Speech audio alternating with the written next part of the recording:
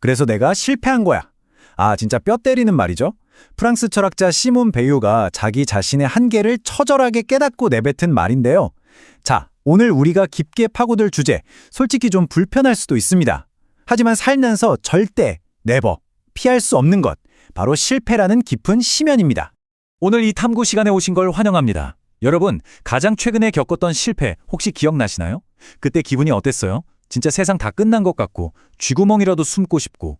보통 우리는 실패를 내 인생의 수치스러운 오점, 완전한 종착지로 여기고 두려워하잖아요? 근데요, 오늘 우리가 살펴볼 흥미로운 자료들에 따르면 이 실패라는 녀석은 삶의 끔찍한 에러가 아닙니다. 오히려 우리를 이 진짜 현실 세계와 쫙 달라붙게 만들어주는 아주 강력하고 궁극적인 스승이라는 거죠. 자, 그럼 오늘 어떤 흐름으로 진행될지 쫙 한번 짚고 넘어갈게요. 첫 번째, 신체적 실패. 두 번째, 정치적 실패.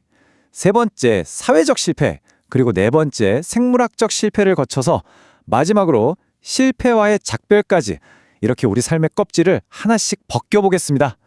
그럼 바로 첫 번째 단계로 들어가 보죠.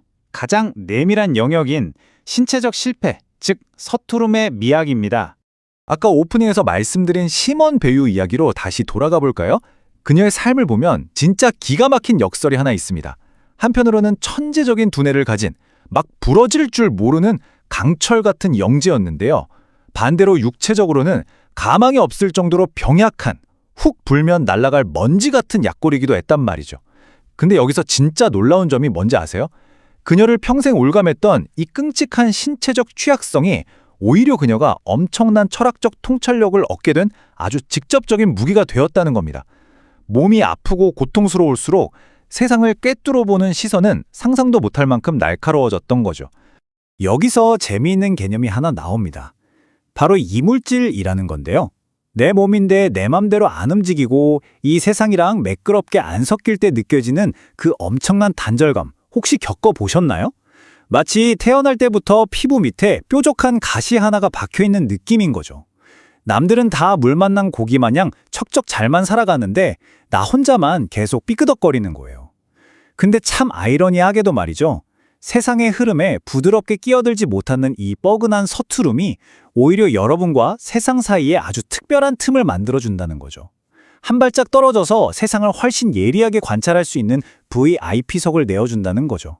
가장 깊은 통찰은 가장 예리한 육체적 고통을 걸음으로 피어난다는 거. 정말 소름 돋지 않나요? 이 신체적 실패는요, 나는 영원히 건강할 거야 라는 우리의 헛된 환상을 진짜 단숨에 박살내버립니다. 갑자기 몸이 말을 안 듣거나 한계에 부딪힐 때 우리는 벼랑 끝으로 확 밀려나는 기분을 느끼죠. 그리고 진짜 숨막히게 무섭고 본질적인 질문과 딱 마주치게 됩니다. 도대체 왜? 나는 세상에 존재하지 않을 수도 있었는데 굳이 존재하고 있는 걸까? 실패는 우리가 믿고 있던 안전망 같은 건 애초에 없었다는 걸 깨닫게 해줍니다. 이런 근본적인 실존의 질문을 던지기엔 이보다 더 완벽한 타이밍이 없는 셈이죠. 자, 이제 시선을 개인의 몸에서 세상 밖으로 조금 넓혀보겠습니다. 두 번째, 정치적 실패, 완벽에 대한 대가입니다. 여기서 우리가 아주 객관적으로 짚고 넘어가야 할 핵심이 있습니다. 역사 속에서 흔히 등장했던 미덕의 공화국, 계급 없는 사회, 혹은 완벽한 공동체 같은 아주 급진적이고 유토피아적인 정치 프로젝트들이 있잖아요. 의도 자체야 좋았을 수 있죠. 하지만 이런 거대한 프로젝트들은 치명적인 맹점을 하나 가지고 있습니다. 바로 인간은 본질적으로 불완전하다는 그 너무나 명백한 사실을 완전히 무시해버린다는 거예요. 결국 이런 것들은 현실성 제로의 정치적 허구일 뿐인데 이걸 현실에 억지로 끼워 맞추려고 하다 보면 당연히 파국을 맞이할 수밖에 없게 되는 겁니다. 현실 속 인간이라는 존재는요, 기본적으로 결함투성이고 실수도 작고 또 부패하기도 너무 쉽단 말이죠. 스탈린이나 히틀러 같은 인물들이 역사에 남긴 그 끔찍한 비극들 우리 다 알고 있잖아요. 그런데 과거의 엄청난 정치적 실패들이 만들어낸 희생을 그렇게 뻔히 알면서도 똑같은 비극이 반복되는 걸 완벽히 막지는 못했습니다. 정치라는 거대한 힘의 영역에서 이상적인 허구와 진짜 현실을 구분하지 못한다는 게 이토록 소름 끼치게 위험한 겁니다. 다음으로 넘어가서 세 번째, 우리가 일상에서 가장 뼈저리게 느끼는 부분이죠. 사회적 실패, 그리고 루저의 탄생입니다. 옛날에는 루저, 즉 실패자라는 말이 그냥 저 사람 사업하다가 망했대 혹은 재산을 좀 잃었대 이 정도의 의미였어요. 근데 요즘은 어떻죠? 의미가 무서울 정도로 달라졌습니다. 현대사회에서 사회적 실패는 마치 절대 지워지지 않는 낙인, 아예 그 사람의 존재 자체가 저주받은 것처럼 취급받잖아요. 다들 이런 실패를 전염병 피하듯 피해 다니죠. 근데 사실 이거 곰곰이 생각해보면요. 우리 마음속 깊은 곳에 있는 나도 저렇게 실패하면 어떡하지? 하는 그 엄청난 공포와 불안감을 그 루저들에게 덮어 씌우는 겁니다. 그래도 난 적어도 저 사람보단 낫지 하면서 아주 얄팍하고 거짓된 위안을 얻고 싶어하는 우리의 민낯인 거죠. 자, 이쯤에서 약간 분위기를 환기해 볼까요? 뜬금없지만 아주 의미심장한 질문 하나 드릴게요. 누군가 당신에게 세상에서 제일 맛있는 와인이 뭡니까? 라고 묻는다면 뭐라고 답하시겠어요? 이 답을 찾기 위해 고대 아테네로 훌쩍 넘어가 보면 사회적 실패를 대하는 방식이 지금과는 완전히 딴판이었던 아주 새롭고 재미있는 문화를 발견할 수 있습니다. 아까 그 질문을 받은 사람이 바로 고대의 유명한 철학자 시노페 디오게네스인데요. 그의 대답이 진짜 걸작입니다. 남의 와인요. 기가 막히죠? 공짜 와인이 제일 맛있다는 겁니다. 디오게네스는 철학적 신념을 위해 스스로 기꺼이 루저가 되기를 자처한 그야말로 궁극의 아웃사이더였어요. 근데 더 재밌는 건 당시 아테네 사람들의 반응입니다. 그들은 이 자발적 루저를 혐오하고 피하는 게 아니라 오히려 잔치에 초대도 하고 곁에 두고 싶어 했어요.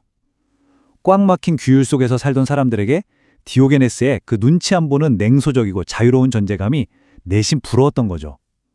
실패를 징그러워하며 밀어내는 게 아니라 오히려 그 유연함을 삶의 한 부분으로 포용했던 겁니다. 자, 이제 가장 깊고 절대 피할 수 없는 영역으로 들어갑니다. 네 번째, 생물학적 실패, 바로 궁극의 죽음입니다. 이건 정말 명확하면서도 서늘한 진실인데요. 우리가 겪는 실패의 원은 안으로 파고들수록 점점 숨막히게 좁아집니다. 제일 바깥쪽인 정치나 사회의 실패에서는 어떻게든 도망칠 수 있어요. 꼴 보기 싫으면 훌쩍 산속에 들어가서 자연인으로 살면 되니까요. 하지만 이 중심부에 있는 가장 깊은 원, 내 몸의 세포들이 하나둘 망가져가는 이 생물학적 실패로부터는 그 누구도 절대 도망칠 수 없습니다. 결국 마지막 순간에 우리는 철저하게 혼자 남겨진 채 이 근본적인 실패를 맞이해야만 하죠. 참 신기한 게 대자연은 우리가 우리 자신의 죽음을 까맣게 잊고 살도록 아주 기가 막히게 프로그래밍 해놨어요. 일단 살아서 번식하는 게 최우선이니까요. 그래서 우리는 우리 몸이 마치 고장 안 나는 기계처럼 영원할 거라는 엄청난 착각 속에 살아갑니다. 장기가 멈추고 몸이 다 망가져가는데도 고장난 부품만 새 걸로 싹 갈아 끼우면 수명을 계속 늘릴 수 있지 않을까? 하는 현대의 트랜스 휴머니즘 같은 상상도 결국 이런 오만함에서 나오는 거죠. 하지만 팩트는 명확합니다. 우리 몸은 애초에 언젠가는 닳고 망가져서 멈추도록, 그렇게 실패하도록 완벽하게 운명지어져 있다는 사실 말입니다. 프랑스 철학자 블라디미르 장켈레비치가 이런 말을 했어요. 죽음에 대해 생각하는 것은 도저히 생각할 수 없는 것을 생각하는 것이다. 이 거대하고 궁극적인 실패의 심연을 두 눈 똑바로 뜨고 쳐다보려면 진짜 어마어마한 정신력이 필요하거든요. 장하메리 같은 철학자나 미시마 유키오 같은 소설가들이 보여준 그 극단적인 선택들도 결국은 이 시끄럽고 복잡한 삶을 끝내줄 절대적인 평화, 그 위대한 침묵을 찾기 위해 인간의 한계를 끝까지 밀어붙인 처절한 영적 탐구의 흔적이라고 볼 수 있습니다. 이제 깊은 심연에서 다시 위로 올라올 시간입니다. 마지막 섹션, 실패와의 작별, 그리고 삶의 완성입니다. 삶이 우리에게 무자비하게 던지는 그 말도 안 되는 고통과 잔인함, 그거 진짜 치명적인 독이 맞습니다. 근데 참 놀라운 게 뭔지 아세요? 그 독이 동시에 우리를 살리는 유일한 해독제이기도 하다는 거예요. 끊임없이 쏟아지는 그 실패와 고통들을 회피하지 말고 온몸으로 쭉 흡수해야만 합니다. 왜냐? 그 쓰라린 실패의 맛을 정면으로 마주하고 씹어 삼키는 것만이 우리의 그 콧대 높은 영적인 오만함을 진정으로 치료해주는 유일한 방법이니까요. 자, 이제 여러분 인생의 맨 마지막 순간, 그 거대한 작별 파티의 현장을 한번 상상해 보실래요? 파티장에 누가 와 있을까요? 평생 여러분을 지독하게 괴롭혔던 육체적 컴플렉스나 흉터, 가슴 철렁하게 했던 거대한 재난들, 왕따 당하거나 철저하게 소외받았던 쓰라린 기억들, 그리고 끝내 망쳐버린 수많은 프로젝트들, 살아오는 동안 나를 쥐구멍에 숨고 싶게 만들었던 그 모든 부끄러운 상처들이 쫙 한 줄로 서서 마지막 인사를 건네러 옵니다. 그리고 이 기묘한 파티의 끝에서 그 지긋지긋했던 모든 실패들은 마침내 부드럽게 용서를 받게 되는 거죠. 생각해보면 평생 겹겹이 쌓여왔던 그 수많은 실패들, 그거 사실 무자비하게 돌아가는 맷돌 같은 거였어요. 그 맷돌이 끊임없이 내 살을 깎아내고 닳게 만들었잖아요. 그런데 아프기만 했던 게 아닙니다. 역설적이게도 그 혹독한 과정 덕분에 뾰족했던 내 자아가 더 아름답게 정제되고 단단해질 수 있었던 거예요. 온몸은 상처투성이에 이리저리 다 달아빠졌지만 역설적으로 마침내 완벽하게 꽉 찬 온전한 내가 되는 거죠. 그렇게 다듬어지고 나서야 우리는 스스로가 진짜 어떤 사람이었는지를 온전히 이해한 채로 이 삶이라는 무대에서 후회 없이 아주 깨끗하게 퇴장할 수 있는 겁니다.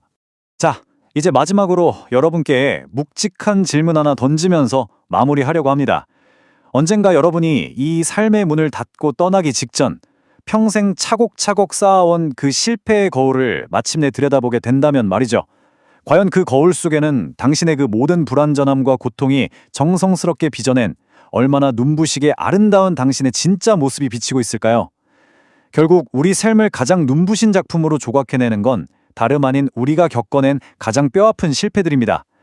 오늘 준비한 탐구 시간은 여기까지입니다. 여러분의 가진 결정과 한계가 훗날 여러분의 삶을 완성하는 가장 위대한 스승이 되기를 진심으로 바랍니다.